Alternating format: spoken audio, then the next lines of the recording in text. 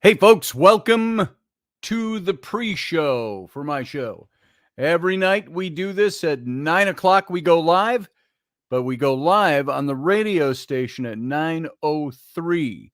So that first 3 minutes is just making sure we're all set up. Everything's fine. Looks like my soundboard is queued up okay. Everything's working. We got that ready to go over there on the stream. And that's it. It's become almost like you'd think it's an art, but it's a science some days. So here we are. We're over on the Patreon network, and I've opened tonight's show to everybody. And there's a reason I've done that. I want people to see what it is exactly we're doing over here on Patreon. And I want you to see how the show broadcasts. I am going to give you a little clue in here that when you come into this broadcast tonight, hey, Randall Flagg, I see you over there on the chat.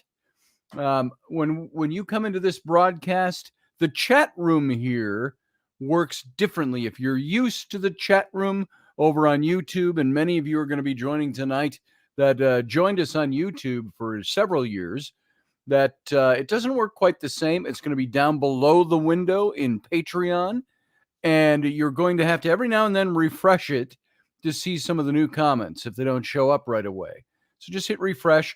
Then the window for the show will make you start it again, hit the play button again, but it'll pick up live time. So if you are here and new to the broadcast and you're coming into the show here on Patreon, that's what you're going to experience tonight. And so I wanted to give you all a little bit of a heads up as to what's going on. And those of you who are my patrons who have supported this channel, don't be too put out that I've opened it up to everybody else for just tonight. I want to give people a chance to see what this channel is all about and how it works. So we've got about 40 seconds and we go live over on the radio station. So we'll go dark for a few seconds, as we always do. And then the radio station will pick us up and we'll go live at 9:03 p.m. So stand by. We're getting awfully close. We got about a little more than 15 seconds left here. So let's go dark. And I will catch you back here in a few moments.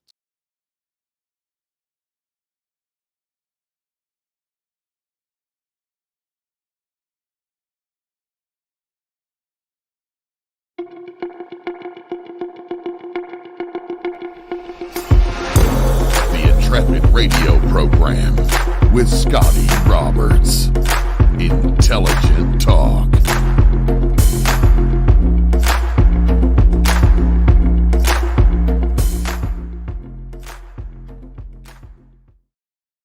Hey, folks, welcome to the broadcast. Happy Friday evening. I am your host, Scotty Roberts, and this here is my show, the Intrepid radio program, right here on my Patreon channel, as well as the live audio feed over to the radio station. You can listen to the audio only of this show at odysseyradio.com. We are Subspace Odyssey Radio, but that's the website. odysseyradio.com. While you're there, check out the lineup to see who all we have over on Odyssey Radio. And I want to thank you in advance for coming in tonight and joining the broadcast. Once again, I will announce this broadcast is open to everybody who wants to come in tonight. I made it a public broadcast.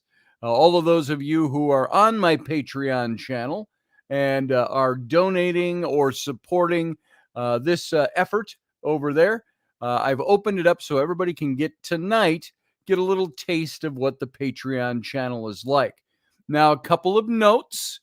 I've been working on getting a streaming chat room in here, and several things I've tried today. They've got me delayed and stalled, and I'm waiting for this to happen and that to happen. And so there is no live chat channel tonight, but there is chat below the window here in Patreon. You can go down there below and you'll see comments, and there'll be a little link that says see more comments, something like that. And if you're not seeing comments, hit the refresh button It'll refresh the whole page, and you'll see more comments, and you'll also have to then click on the player again to pick up the show where it is live at that moment. So welcome to the program tonight, and I'm going to go do that right now. I'm going to just refresh my page. I'm going to see if what we got going on over here for tonight's show, and we'll take it from there. And see, just like me, I got to hit the play button again so I can see that the show is going live over there. Randall Flagg says, or pop out of the video and open the chat in another window. You can do that. Maybe tell people, Randall, how that works the best for you. Keep refreshing, and the video should continue to play. There you go. So thanks for that, Randall. And so tonight, I want to talk about a topic. Remember, we've always done with Intrepid Radio, we've done Fridays as being ghost days. Well, not always. We started that maybe a year ago, so I could do paranormal only shows on Fridays. Now we've broken with that tradition every now and again to do a different topic or a topic that was pressing or something that I felt was an important topic for the night. But for the most part, we've been talking about paranormal or spirituality or the spirit world and how it affects us. I am one that has the philosophy that we don't separate out the natural world and the supernatural world. Now, we make that break because we try to describe or explain something that's out there in that supernatural realm by saying, well, that's supernatural. Well, the way I see it is it's all part of the same universe. It's all a natural world, a natural universe, the natural functioning and operations of a world that is not just a physical, or if you will, scientifically explained world, but a world that also has veils that we cannot pierce, that also has a supernatural or a spiritual element that is constantly working and breathing underneath the surface.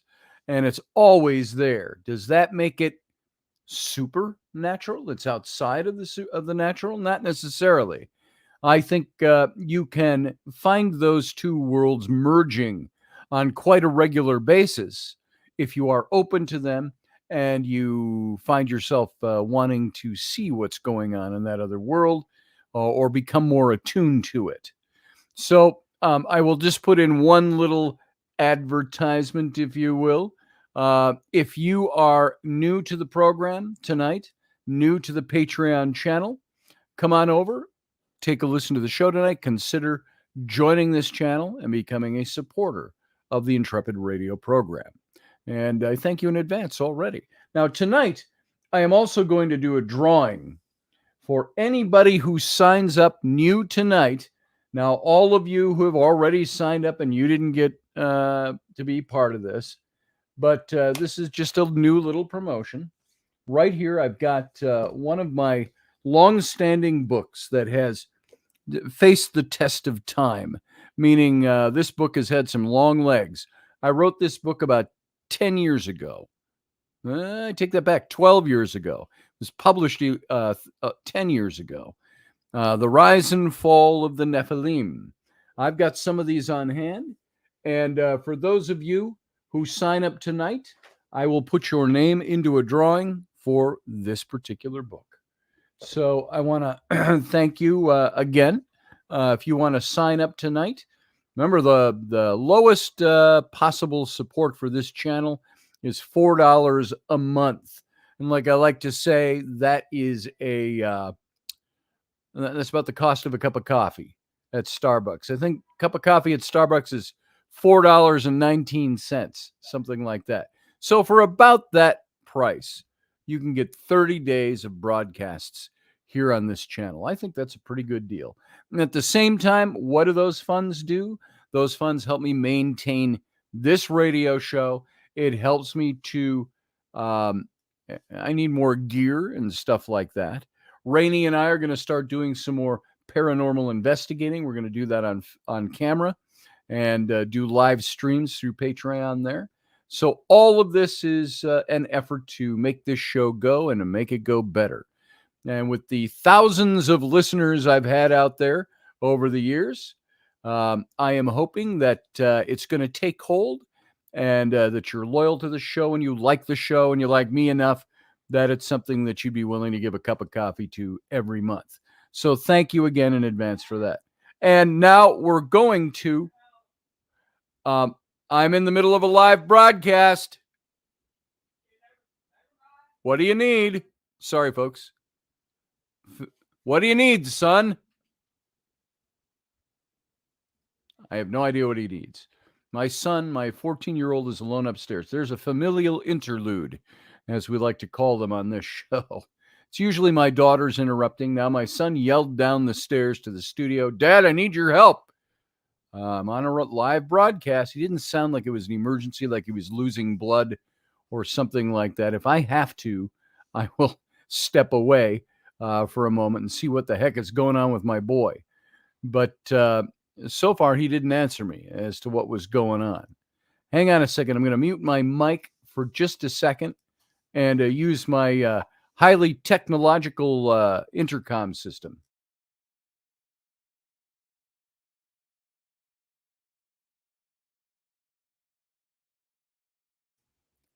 No answer.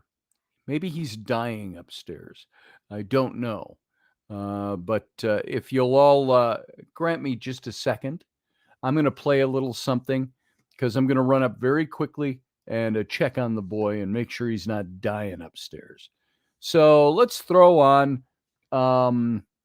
here, we'll throw on a little advertisement for this show. Here we go. Ready?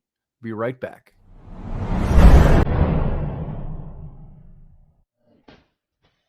Are you looking for a really awesome and amazing graphic designer? How about an illustrator or a photographer? This is Rainey Roberts, and I wanted to tell you how you can get my designer, illustrator husband, Scotty Roberts, to work for you on your project. Do you have an awesome self-published book but no cover, or even worse, a cover that really sucks?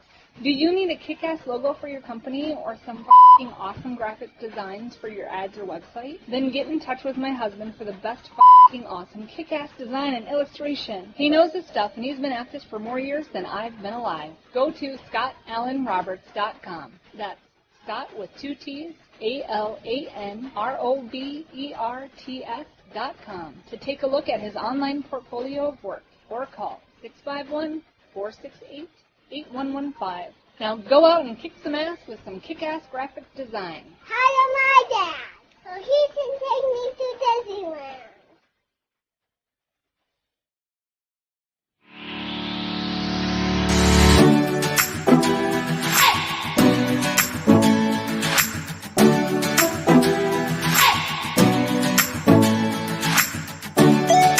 You're listening to the Intrepid radio program with Scotty Roberts. Intelligent Talk.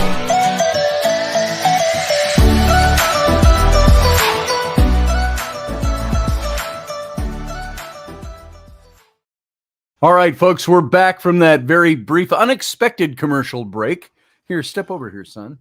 Here is my son, Flynn. Turn around. Here's the emergency.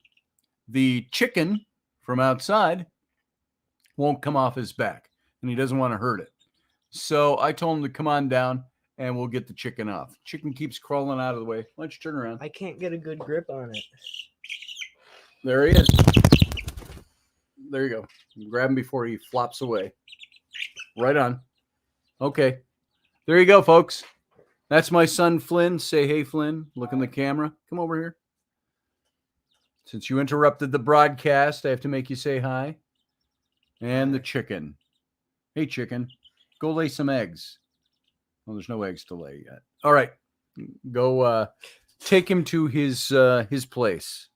And let's carry on with this show, folks. Sorry about that little familial interruption. They happen here from time to time. So I hope you enjoyed that. We had 4 chickens. Well, chicks. And the cat has systematically eliminated them one by one. So there you go. So that's what's going on there. So, all right, back at it. So tonight, I want to talk about this show that's open to everybody out there that wants to view it. And you'll be able to see it also when it's in archive. I wanted to talk about that still small voice. What is that? Do you know what the still small voice is? You've heard that phrase before, I'm sure. And you have also, I think, if you grew up in a Christian church or in Jewish synagogue, you've heard this story of Elijah, the prophet in the Old Testament, and how he experienced God through that still small voice. And so tonight's broadcast is one that I entitled "A Gentle Breeze and a Ghost." And I wanted us to look at that for a moment. I want to take a look at it from a spiritual or a biblical point of view. Now, there's some of you out there that are Christians and some of you that aren't Christians or Jewish is in that respect. But I think almost everybody who listens to this show has a healthy respect for religion and the way people see things until those religions start, well, stepping on your toes or telling you that you can't do this or can do that. And which was where I was in evangelical Christianity for a long time before I kind of stepped away from it altogether. And so the still small voice, what is that? I want to read a passage to you. It's in the Old Testament, and it's a passage that deals with Elijah. And it's out of the book of 1 Kings, chapter 19, 11 through 13. And it reads like this. Now, I'm using a version of the Bible called The Voice, which is a more amplified version of the text. You can go to the King James Bible, which is the 1611 edition that was written and put together by King James of England, the son of Mary, Queen of Scots, James the First of England. And so you will see that we're going off of that beaten track and going to a little different, more modern idiom, more modern amplification of the text.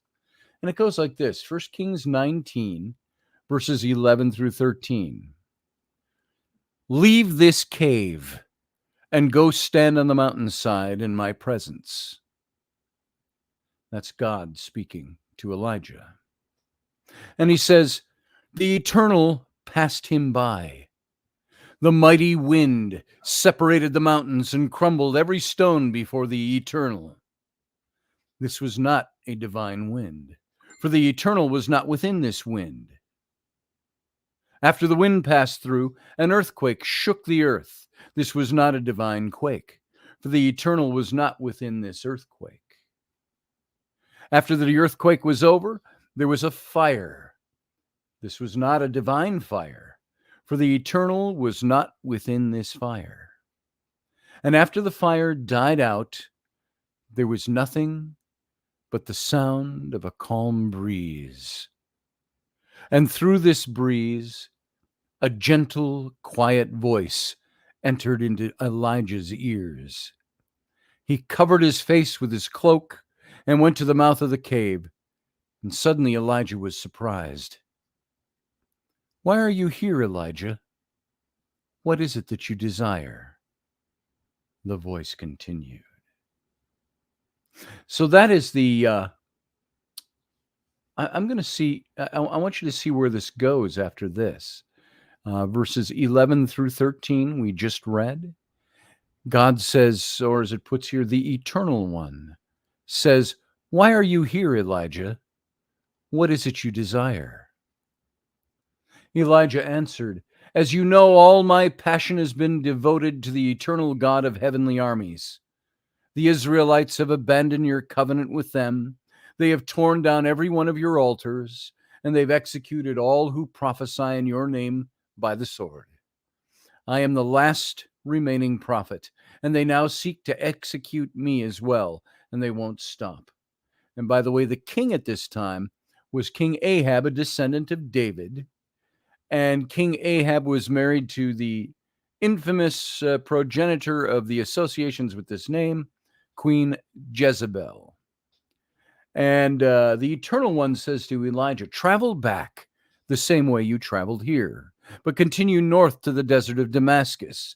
There, I want you to anoint Hazael as Aram's king, Jehu, Nimshi's son, as Israel's king, and Elisha, Sephat's son from Abel Meloha, to replace you as prophet. And Jehu will execute anyone who escapes from Hazael, and Elisha will execute all who escape from Jehu. And I will keep for myself the 7,000 Israelites who have not bowed down to Baal or offered him kisses. And then the story goes on from there. So what I really want you to focus on is this still small voice, as it says in the King James Version and other versions. But here it says that the whirlwind passed by Elijah, but God was not in the whirlwind. The earthquake took place on the side of the mountain there, but God was not in the earthquake. The fire came. I don't know in what form, but it said that God was also not in the fire. But then there was the still small voice, that gentle breeze, that still small voice. And so I want to talk about what that still small voice might be. And I want to give a perspective on ghosts that we might not have. And it's coming from perhaps a more spiritual point of view. Now, I was always a Protestant in the evangelical movement. I was not Catholic. But I've drawn some materials here from Catholicism. There's many things I've drawn from Catholicism when it pertains to paranormal investigation, because they seem to accept it more than some of your more less Catholic, your more Protestant denominations. And when you read about the great prophet Elijah, he has an appointment with God. We just read that text. And he's inside a cave waiting for the moment to be with God. And suddenly a hurricane-like wind breaks loose. And those who've been in the midst of tornadoes or cyclones, I've been nearby, never been in the midst of one, know that it's no laughing matter. Then an earthquake happens, and it happens quickly when you read it. But those of us who've been in several earthquakes knows what it means for the earth to move under our feet. And finally, a fire is unleashed. All of this is taken by God to another level. It's something to show that God has power over these things in the context of this account. So there's also the small detail that these three events have the quality of being absolutely destructive. So the modern age we live in, it's full of scenery, paraphernalia, where production is concerned. This radio show, I have production value. Visual and sound effects end up being more important than the final content. And it's quite a challenge to not give them more importance than they deserve, even if they delight the senses. I like to have this radio show be a certain way. And so I'm a little bothered by the way the chat room works here in Patreon. Still working on making that a better thing. But the news is that God, or at least the God of the Bible, was not in any of those three situations. The whirlwind or tornado, if you will, the earthquake and the fire. Without denying that fire, strength, and greatness can accompany him, it's clear from the passage that God was not there. It even states it, but God was not in these things. And Elijah reacts to the sound of a gentle breeze. He covers his face and leaves the cave in order to meet with God. And there is in all of us a part that I think expects God, or the God, if you will put it that way, goddess, if you will, to present himself with a certain greatness that's proper to his dimensions, although we're far from understanding it as such. And so the simplicity of God is not at odds with his greatness. And in the end, his greatness can be recognized in the simple way it's presented. This is my body, he says. So in Psalm 85, there's a declaration of the closeness of God. that strengthens the reality of the gentle breeze of the first reading, and that our soul can feel when we know it to be near. It says in Psalm 85, the Lord proclaims peace. Near indeed is his salvation to those who fear him, or respect him, as the word meant. Glory dwelling in our land. So the psalm mentions these qualities that, unlike in the first reading, aren't measurable, such as kindness and truth, justice and peace.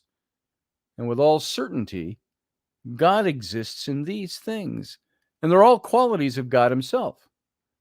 Today, we're certain that he's not only near to us, but that we know he's near to us. Now, I'm speaking in a sense that I'm fully accepting that the God of the Bible is God, God, very God, God Almighty, the sovereign of the universe, and so on. You might not see God that way. You might not see the God of the Bible in that respect. But in talking about these things on a paranormal level, there's all of us, to one extent or another, recognizes that there is a greater power at play.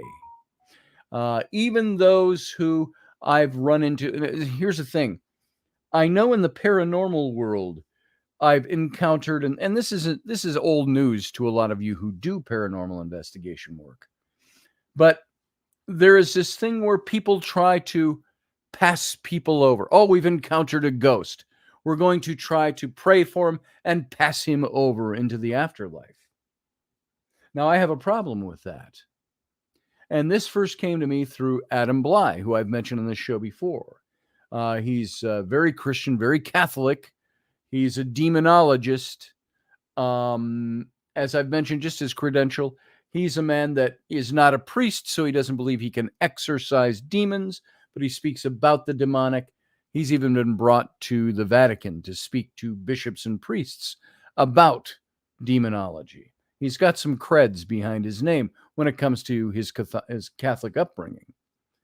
But Adam is somebody that said to me, he says, why should I try to cross someone over when God didn't already do that? Is God powerless to have done that, to have affected that? Does it take a human being to cross a spirit over, or a ghost, if you will, to the other side?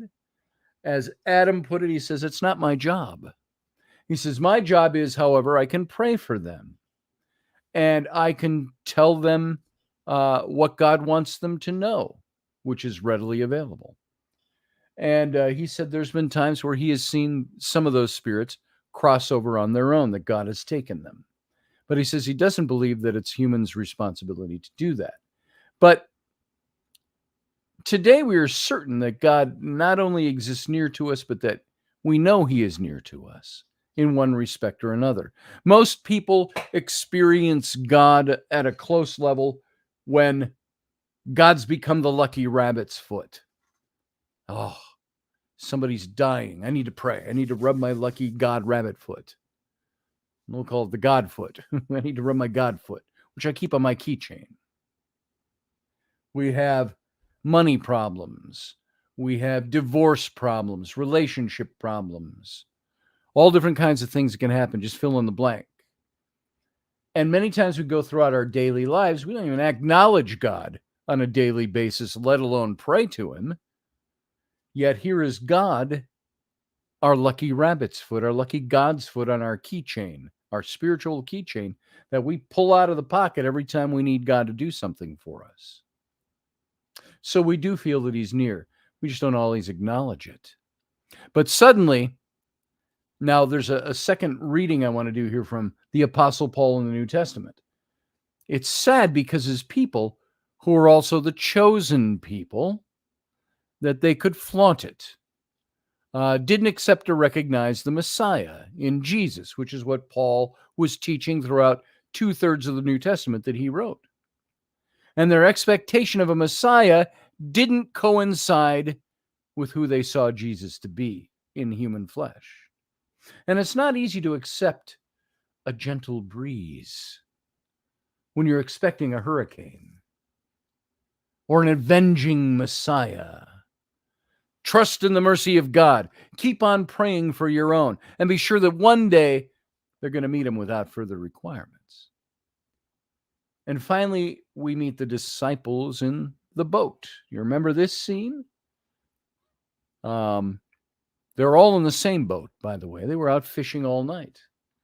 And a little bit of a storm blows up on the Sea of Galilee, which is a huge inland lake. And Jesus had forced them to go on the lake without him.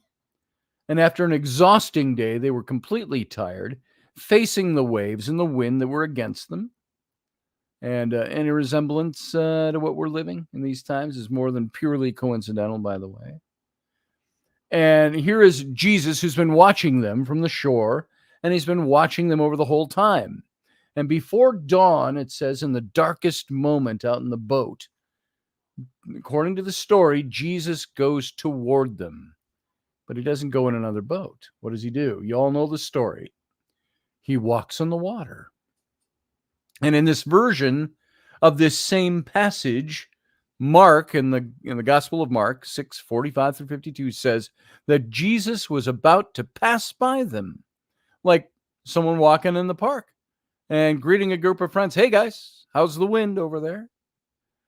And remember their reaction? They thought it was a ghost. They didn't recognize it as their master Jesus at that time. And they all thought it was a ghost, and they were afraid.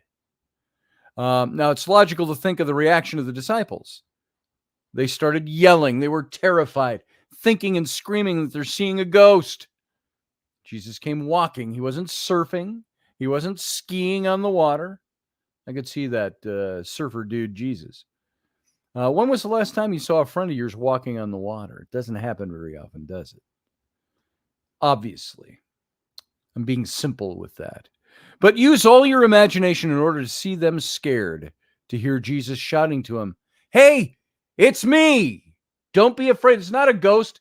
He says in the proper English, "It is I." I don't know that anybody speaks that way. If he was a normal guy with them, he said, "Hey, it's me. Don't be afraid." And you have to enjoy Peter's initial reaction saying, "If it's you, command me to come to you."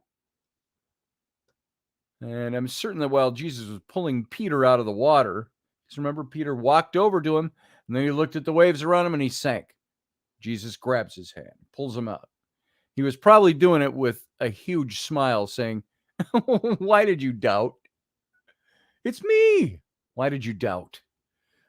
So today, in our new normal, our new reality, full of pandemics, viruses, governmental control, all those things, racism, hatred, we have to discover God as the same thing that Elijah saw him as: the gentle breeze, the still small voice, full of peace and strength. Today, in the midst of all that we live, we have to accept that. Can God walk on water? I had an old pastor that said, when God created the physical universe, he created something that didn't exist prior to that. And he also created the laws of physics. And we used to ask when I was in my seminary days, can God defy the laws of physics? Here's the question we used to ask. Can God open and close a door at the same time? Does he have that ability? Well, you got a physical object. You can open it. You can close it. But can you do it at the same time? Can God do that at the same time? Now, there's a question for you. Can God do that? Can he defy the laws of physics? "I cannot change the laws of physics," said Engineer Scott. "I've got to have 30 minutes. So can God change the laws of physics? Can he defy them? Yeah. Randall Flagg, I see your comment here. One of Josh Gates' recent episodes was near the Sea of Galilee. Yeah, he was looking for one of the cities that Jesus would have lived in, Peter would have lived in, and so on. So I do see one message here. That's something very different. I thought it was somebody messaging for the show. Sorry about that, folks. And so we see this all the time. This seeing God on a different level than we expect him to be. God speaks in the still small voice. Yes, in the Old Testament, he was the God of wrath and fire. To quote the movie Ghostbusters, remember that? They were, oh, he's the God of wrath and destruction and all of that stuff. You know, that was the Old Testament God. There was a new dispensation. So that's all stuff of religion. That's stuff of denomination. I don't want to get into that so much as us starting to recognize that there is a God that's between the gentle breeze and the ghost. He's the still small voice. Now, maybe the ghost in a metaphoric sense that the disciples thought he was a ghost. But what about this other perspective on ghosts? I was looking at a book called The Resurrection, and it questions and speculates regarding the nature of a certain character. Let's call him a ghost. Some test readers of this book went so far as to suggest that Christian publishers, because of the ambiguity of the character in the book, might hedge on the book. But you know what? The publisher did go ahead and publish it with leaving the characters intact. And this doesn't eliminate potential confusion or concern on the part of people that read this book or think about these thoughts. And let's discuss that for a second. And by the way, this is going to be like my own publisher, New Page Books, when I came out with this book, The Rise and Fall of the Nephilim, which, by the way, for those of you who sign up tonight over on my Patreon, your name goes into a drawing for this book as a giveaway. But in this book, I had a chapter talking about the Nephilim.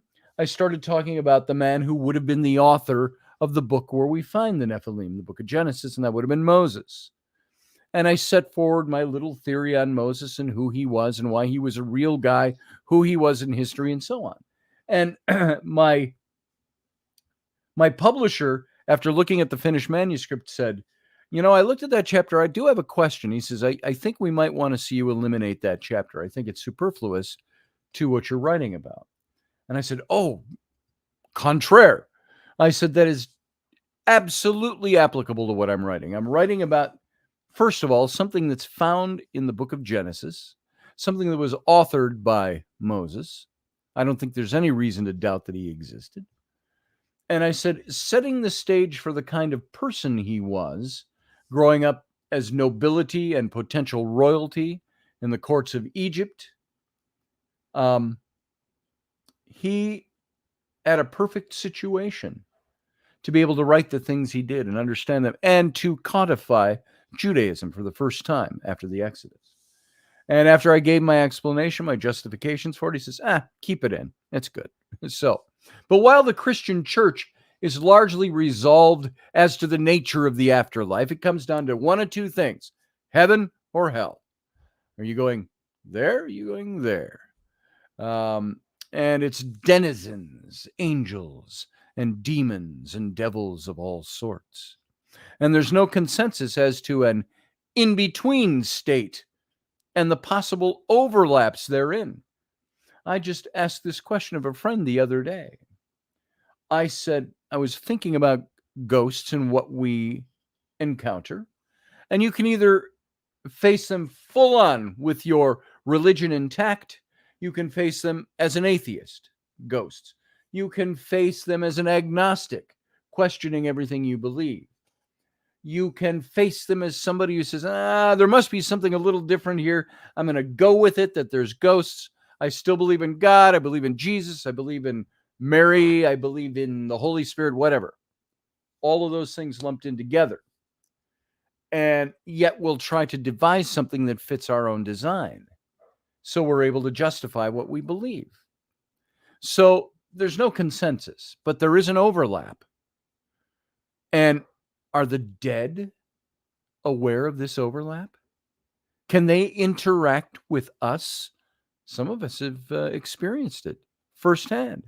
Some of you out there, Keith Age, if you're out there listening tonight, you've experienced this. Many of the people I've done work with, you've experienced this. So, if so, what forms do these interactions take? Or is all such contact categorically evil? Or as the church would tell you, it's evil. It's so far dark. You're not to contact ghosts. You're not to invoke spirits. You're not to call out to them. You're not to look at ghosts as anything but something evil, a lie of Satan, and so on. Now, we have seen things where, I know in particular on the Queen Mary, there was a little ghost girl there that claimed it was a ghost of a little girl who had died. And there was one group of investigators that thought that they had sent her on to the light.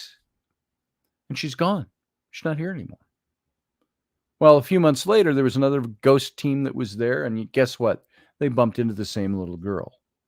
Ghost. So what is that ghost? Is it evil? Is it a lie? Or as Church Lady used to say on Saturday Night Live, could it be Satan?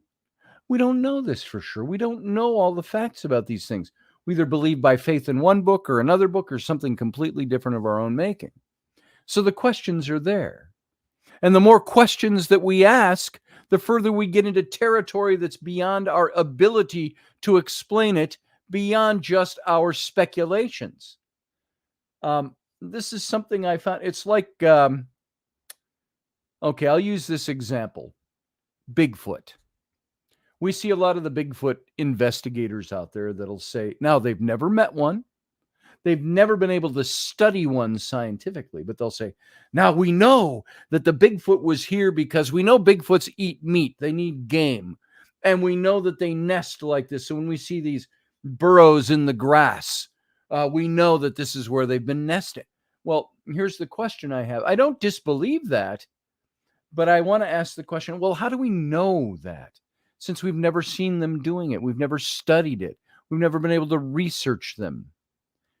We make speculations, and then we blurb out those speculations as if they're fact. Now, no offense to anybody in the Bigfoot community that believes these things. You might be right on and spot on. Sometimes 1 plus 1 adds up to 2. So that aside, I do think that we make our speculations about things and about ghosts. And we put our own belief system. If we're not operating within a belief system, we're creating a belief system about them.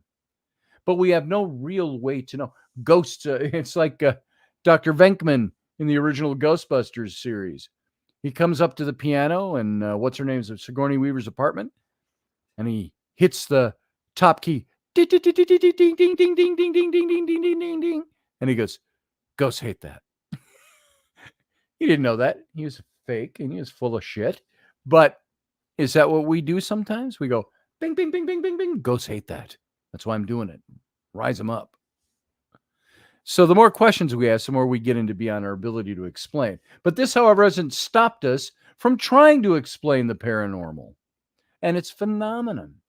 And ghosts are no exception to this. I know that there is one set of, it's a very small slice of humanity, any small slice of Christianity, evangelicals.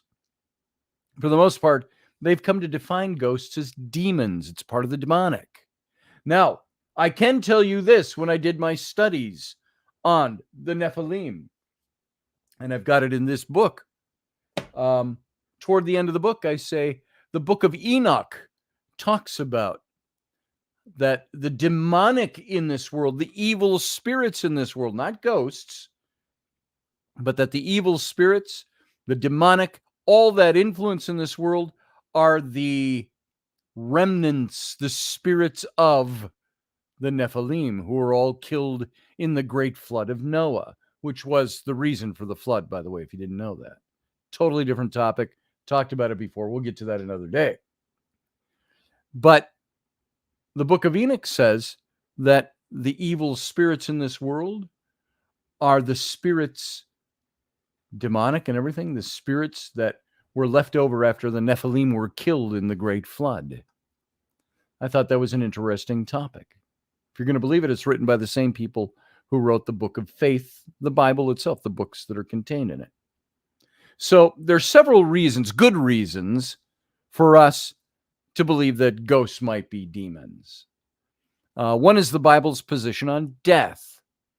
Man is destined to die once, and after that, to face judgment. That's in the book of Hebrews in the New Testament. Apostle Paul's writings. Now, remember, I also think Apostle Paul hijacked Christianity, and he gave us a form of Christianity. This is why he and Peter, the great fisherman, the head disciple of Jesus, when he went on after Jesus' resurrection and ascension, and he went into ministry, he and Paul the apostle knocked heads quite often. They had quite a falling out with each other. And I don't think that was ever cured. That's because Peter was a Jewish Christian. Paul was a Roman Christian or a Herodian Christian. And Paul wrote things, and he basically hijacked Christianity at the time. We'll look into that another time too. We have in the past. But Paul wrote that man is destined one time to die, and after that to face the judgment. What does that do to reincarnation? Oh, gone. So souls don't get a second chance, is what Paul wrote. Now that flies in the face of some of what many of us believe. Reincarnation.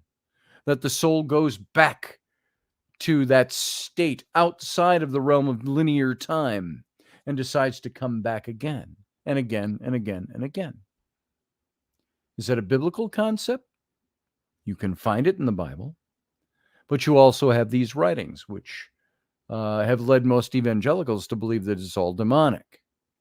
Souls don't get second chances, they say. And hauntings seem to lack the finality that Paul the Apostle gave them in Scripture. And another reason is the fixed nature of our eternal state. It's either heaven or hell, according to the Bible, according to evangelicals, especially. Forever. Unending, infinite, no end. And even those who believe in purgatory in the Catholic Church see it as a holding tank for one place or the other until you got it worked out. So as such, the Bible provides glimpses of souls in eternal torment or eternal bliss. And frankly, we don't see many souls traipsing about unsure of where they're headed. So a final factor in the ghosts or demons position is that the Bible gives us warnings about deceiving spirits. In 1 Timothy, the book of 1 Timothy, another book of Paul's. We are in a struggle, he says, against spiritual forces of evil in the heavenly realms. Another letter of his, Ephesians, he says, not only are there spirits out there, many of them want to do us in and perpetrate another gospel. That's Galatians 1:18, sorry. So the medium who claims to speak to the dead but communicates a message contrary to the gospel is probably speaking to somebody other than Uncle Bob's ghost, according to evangelicals. But while there's good reason to see and maybe at times understand ghosts to be demons or impersonators, at least something malevolent, the Bible also seems to offer some contrary evidence as to their nature and their existence. Now, it's interesting. I've talked to ghosts. I've had communication with them. I'm not weird. I don't have communication like, and they came and sat down in the chair there and I talked to them face to face. It's not like that. Spirit box communication, things like that. And I've told stories on this show many times about some of the encounters I've had. So I'm a firm believer that you can communicate with the spirit world. But who am I talking to? I remember there was one ghost that declared itself a ghost. Somebody from my past. A girl I dated in high school who had died a few years after that, giving birth. She had severe diabetes, and she had a child, and she actually died in childbirth in the early 90s, which would have been 12 or 13 years later after high school. And I had an encounter with this ghost. She gave her name. Not to me. She gave it to a friend of mine who was a witch who didn't know anything about my past or even this person. She was doing a pendulum reading and spelled out her name. Talk about chills going up your back and your whole body. But then I started asking questions to try to find the familiarity, to test the spirit. Even the Bible says test the spirits to see whether they're evil or not. And some of the questions, it couldn't give proper answers. Or I misunderstood the answers. So, and it was doing it all through the pendulum reading, like a Ouija board. So, the most famous and perhaps the most puzzling ghost incident is one we've talked about on this show before. It's in the scripture, and that's when King Saul, who was the king before David, and the witch at Endor. That's in 1 Samuel chapter 28. And when Saul compels a seer to summon the prophet Samuel, who had died, they witness a spirit coming up out of the ground in verse 13. Now, I had mentioned that this particular passage has a Hittite word in it, in the passage. And it's the only place you find a Hittite word in the Bible. And that Hittite word translates into English as a familiar spirit in the Old English.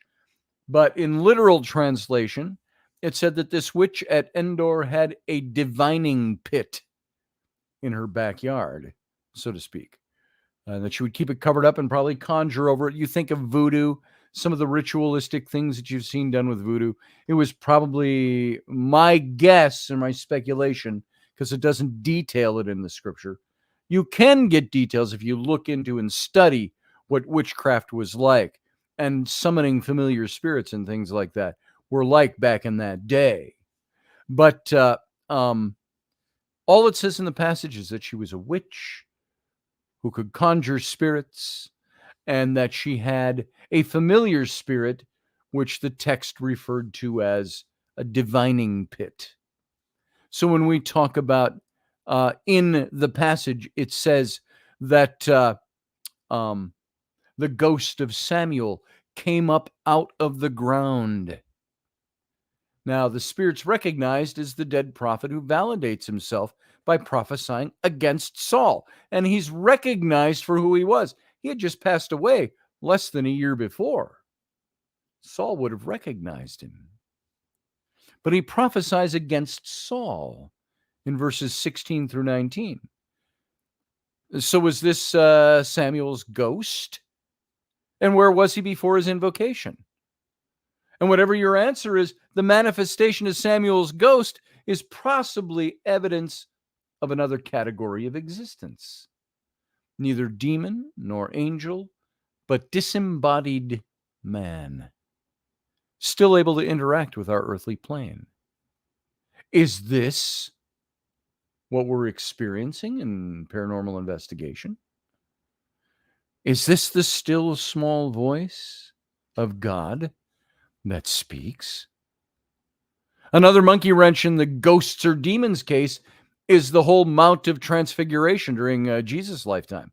Mark 9, chapter 9, where two dead prophets, Moses and Elijah, manifest alongside Jesus. Were they ghosts? Had they been physically resurrected? And Scripture's unclear about that, doesn't tell you. But complicating matters was the fact that the prophets were talking with Jesus. A sort of interdimensional conversation. Still another account is Jesus' appearance to his disciples after his crucifixion, his death, and his burial. Luke records this in the book of Luke. It says, while the disciples were still talking, Jesus himself stood among them and said to them, peace be with you. And they were startled, they were frightened, they thinking they saw a ghost. And he said to them, why are you troubled, and why do you doubt? Does doubt raise in your mind? Look at my hands and my feet. Look at the nail holes. He says, it's me, myself, and I. Touch me and see, he says. A ghost does not have flesh and bones, as you see I have, he said.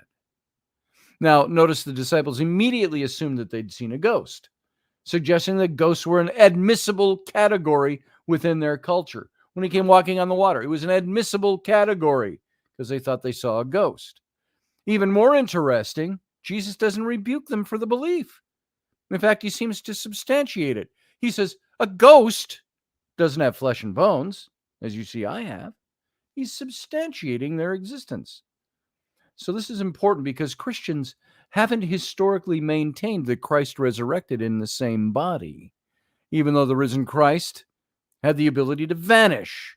In the chapter in Luke, suddenly appear in locked rooms. He was not a ghost.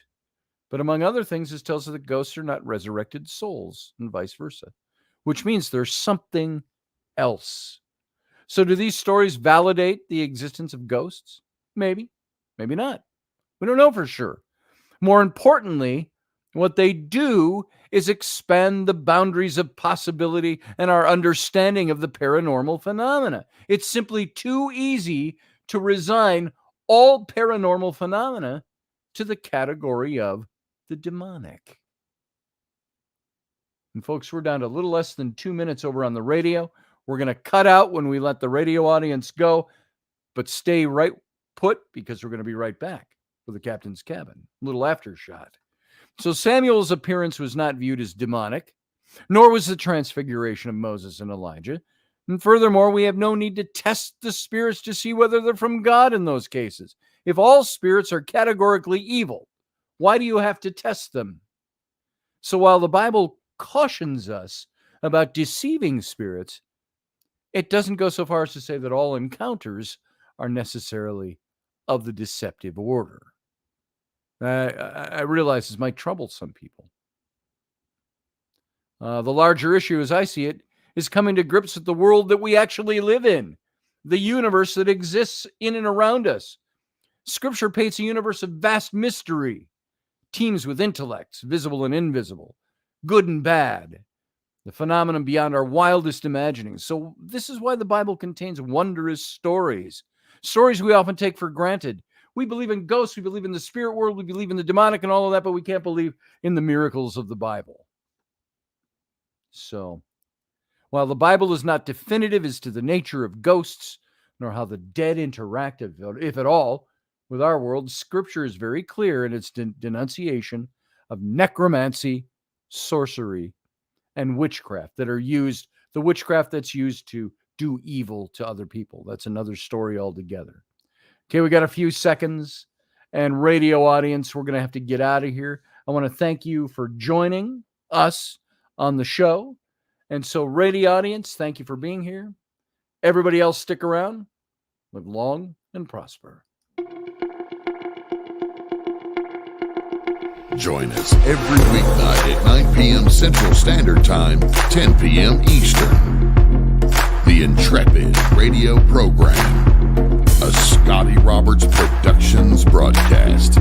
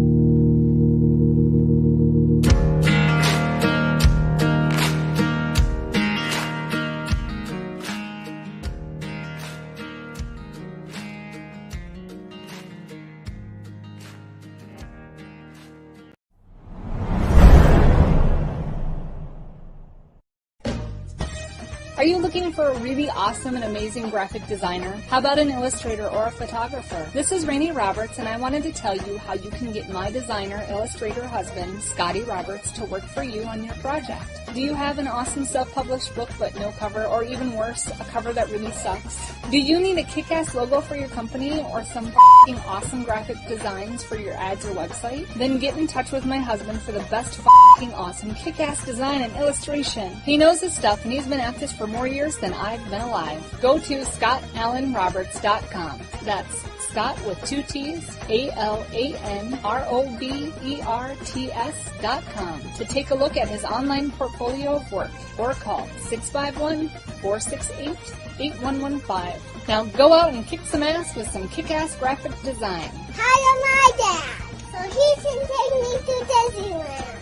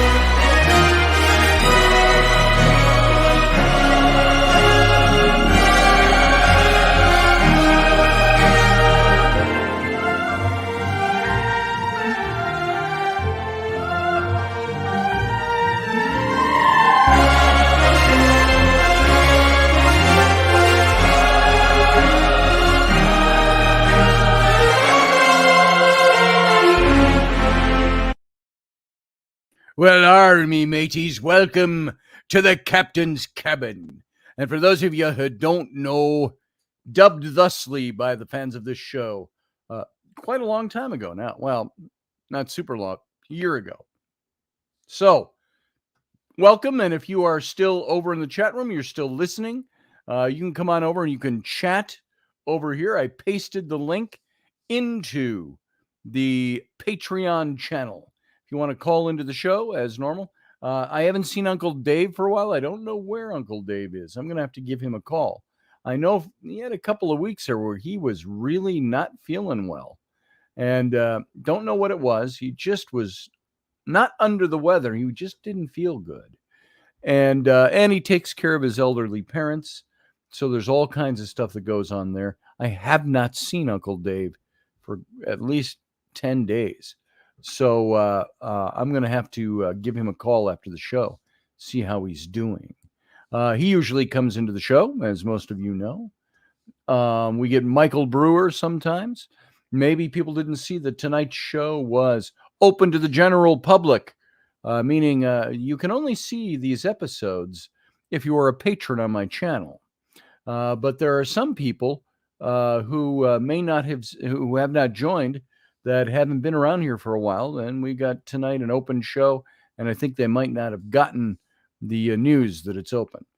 We were on with Kenny Ballos this morning on his morning coffee, and we had several people from this show that were over there. We did Sunday morning, this last Sunday. But God, it seems like yesterday. I think it's part of growing older, so that everything seems like it just happened. I got things that happened 43 years ago that I can't believe it was 43 years ago that it happened. So just talking about that with somebody today. And my daughters were up, my twin daughters, my 31-year-olds. And they were up on the weekend, and we got to spend some time together. We talked about some of this stuff that happened when they were little and that they remember. And even they are like, oh, my God, Dad, we can remember things that happened in the 90s. I said, try the 60s with me. I said, I remember some of those same things. And I was perhaps waxing a bit maudlin when I put up a little post that has a picture of us from Tuesday when they were here. And I thought of, when I was sitting talking to the girls, I thought of that John Denver song, who was a wonderful musician, by the way, and songwriter. But he wrote that song, Poems, Prayers, and Promises. And I said to my daughters, I said, this is kind of like the lyrics from Poems, Prayers, and Promises. We sat and talked, and we talked of poems and prayers and promises, things that we believed in, how sweet it is to know someone, how right it is to care, how long it's been since yesterday, what about tomorrow, and what about our dreams and all the memories we share. And so, it wasn't a totally emotional, maudlin time, but we had times during that a whole morning where we sat there for hours talking.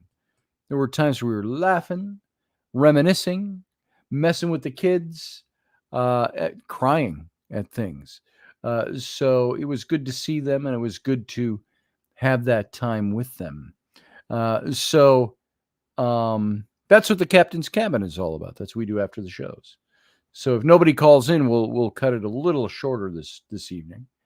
But Rainey is gone tonight. She is over at something I was supposed to help with, and so I wouldn't have been doing a show tonight. But my friend Heather, as I like to refer to her, the hot little blonde, that's a friend of Rainey's and mine. She owns a rigging business for concerts, stage work, and for lighting them. And tonight, locally here in our town at the amphitheater, they had Willie Nelson there tonight. He's probably playing right now.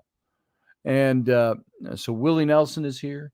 And Alison Krauss was here before he was on. And if you're familiar with some of those artists.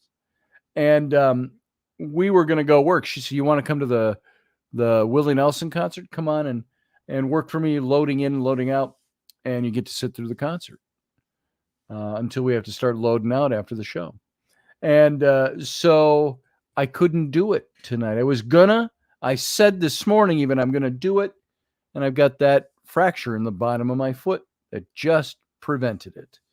And there was no way I could load in and load out equipment for staging equipment for lighting and sound and things like that. So, but Rainey wanted to do it. So that's where she is right now. She ran off. I dropped her off at the concert, looking hot as ever because it's really hot here. It's in the 90s today and humidity's up. It was like oppressive hot. And hey, Doug Stack, I didn't see you when you were in at the very beginning. Yeah, good concert. And I would have liked to have been there, but I couldn't help out tonight. And so that's what Rainey's doing. She's experiencing the concert with Heather, and she's got about 16 other people, along with Willie Nelson's crew, Alison Krauss's crew, whatever performance company they're with, and the amphitheater's crew.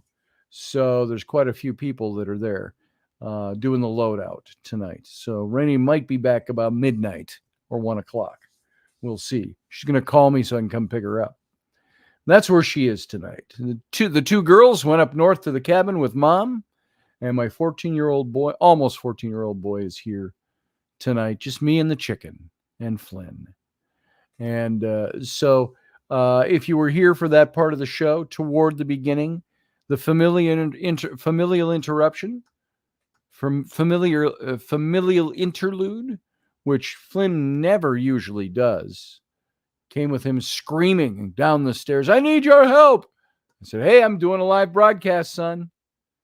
And I had to put on a commercial and go up and, then he came on camera. If you were here, you saw it. He had the chicken. It's only about this big. It's not even quite pullet stage yet. But it had hopped on his back and he couldn't get it off. And he was afraid to get it off for fear he'd hurt it. So there you go. I'm going to go look at my StreamYard, see if anybody's called in there. Nope. Nobody wants to call in tonight. So, Uncle Dave, if you're out there listening, come on, call in. If not, we'll wrap this pretty soon.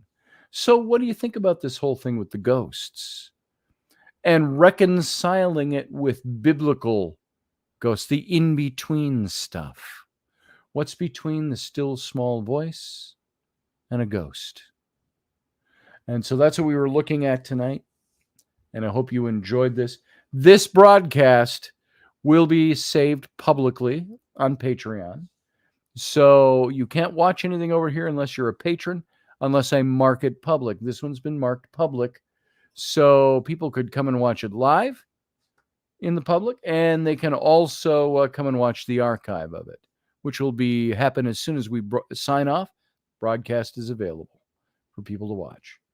I'm not sure. Yeah, they can see the chat underneath the window. I'm still working on a good chat room. I've tried a couple of different sources that haven't quite panned out quite yet. I want it to be something that integrates with Patreon, and they all say they integrate with Patreon, but I haven't seen a way to make it come into the Patreon stream yet. So you have to open up a separate window, which I suppose isn't so bad. But we used to have to do that 15 years ago when I was doing radio. We'd have chat rooms that you could open up. Here's the link to the chat room. You go to the chat room, and you can put that in a separate window on your computer, watch the show or listen to the show, and also have the chat room open. So I don't know how that'll work with the advent of so many people using their phones to do this. We'll have to see. We'll give it some experience. We'll see what happens. So at that, I want to thank you all for being here. Thanks for being here for the radio show. Thank you for being here for the Captain's Cabin. And as we grow, I think we'll get more people to come into the Captain's Cabin again. We have to grow. We have to grow from where we were to where we've become to where we once need to try to get again. So if you can spread the word that this Patreon channel exists, just share it for me. If you see my posts about the radio show, go ahead and share those. And tonight's show, you can share that and see if it was a public show. You can come and listen to it. And so all of you who are here, and by the way, in about a week, this next Monday, 3 days, we're going to start the rebroadcasts of the show we started on Patreon 3 weeks ago. And then those will go live on my YouTube channel. And or we'll make them public. I don't know which we'll do yet. Make them public on Patreon. So thank you all for being here. Thank you, as always, for giving me your time and taking the time to be here. It means a lot to me. I love you all. I appreciate everything you do for me. And I appreciate all the years you've been here supporting this show. So thanks a lot. Live long and prosper. Join us every weeknight at 9 p.m. Central Standard Time, 10 p.m. Eastern. The Intrepid radio program, a Scotty Roberts Productions broadcast.